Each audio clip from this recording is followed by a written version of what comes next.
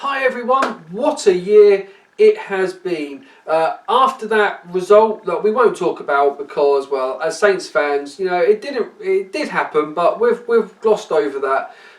It has been the best year. In fact, my team, Southampton, which are the greatest team in the Premier League currently, because hopefully at some point today we will return to the top of the league, and of course then Liverpool and Spurs, who are playing against each other, will somehow both lose and we'll stay top. It'll be brilliant. It has been an amazing year, and I am just so excited. And it's, yes, as a Saints fan, there is no better time to be a Saints fan. I am made up for Ben because, well, I've experienced very little of these highs growing up, and mostly just ridicule. So it has been such a great year. Don't worry, I'm not going to talk about the football for any longer. I recognise that this year has not been a great year for in so many different ways. And for us as a church, there have been extreme challenges for us to get our heads around with.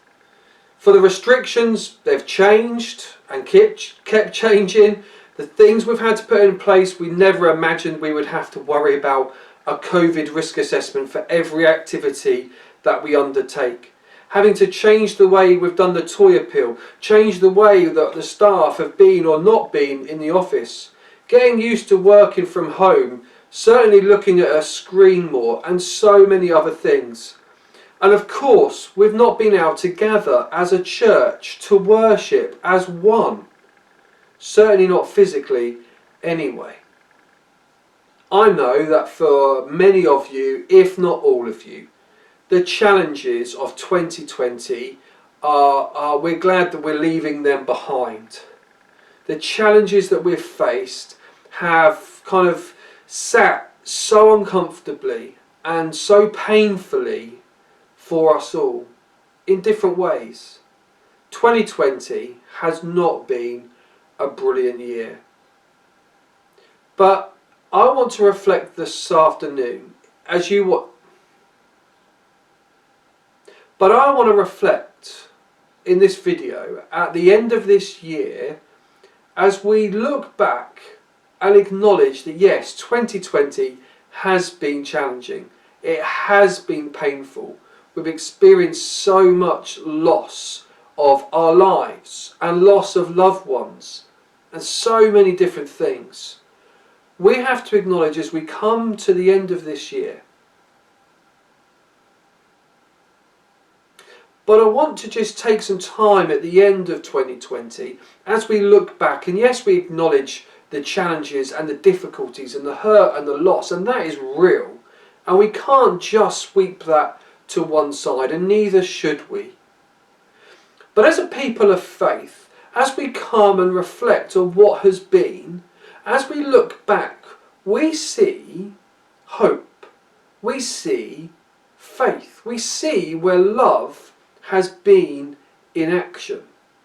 And for me, one of the privileges of being a leader of a church such as ours is to see where people are moved by God to act for God.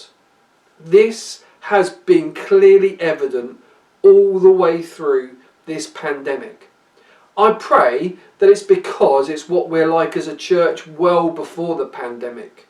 In fact, I believe that to be the truth. But over these past months, for the things we cannot do, God has opened opportunities for those things He wants us to do. And I think that's something that we need to celebrate as we draw an end to this year. And as we head up to Christmas, we can't stop but celebrate because we acknowledge what God has done for us. And I see people living and acting in that spirit over this pandemic.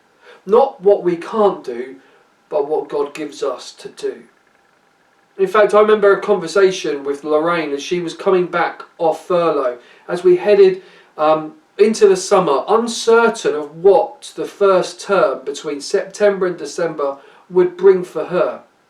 Would the schools let her in? Would the schools, not because she's naughty, but because of the COVID restrictions, would the schools allow her to minister as she was doing face to face in those environments? Would they want external people in? We were unsure. However, the school were open to that, and Lorraine continued to do her listening, supportive listening to the students on a Monday. But not only that, she was able to be a blessing to that community. In fact, received a note to say thank you for the blessings that she had been. For her and Louise, our ministry in Barnby Road School has increased. Louise is using her skills as a counsellor to support children in some of the deepest, darkest moments of their lives. Lorraine is going in there on a placement for some training that she's doing, but is also going there to do supportive listening, and we are providing food along with that for that school and those families, as well as other schools.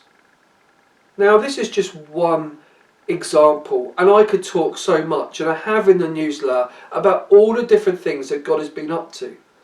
But it struck me that as we were uncertain, God was preparing us for something that would be certain, and that is his faithfulness to us.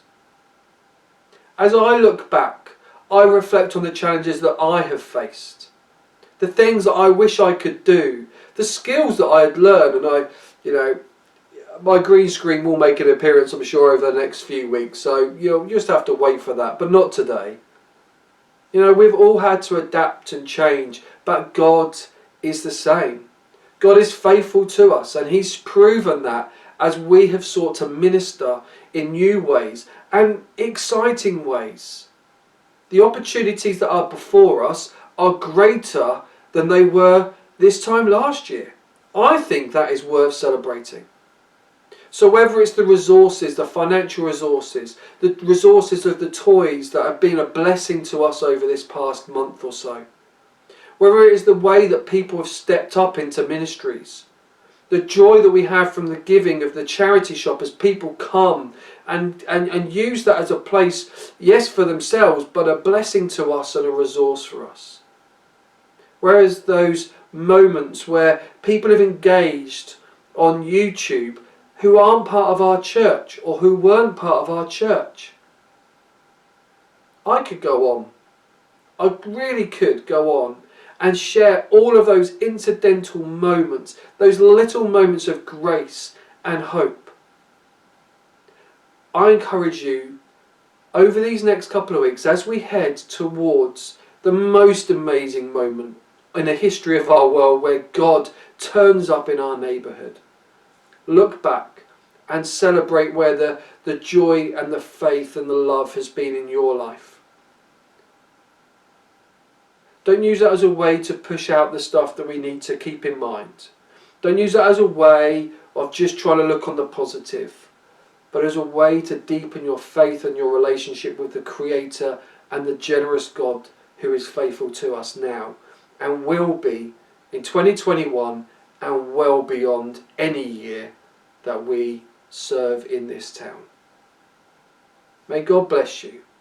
May God bring you joy. May God bring you hope, and may he bring you love. Happy Christmas.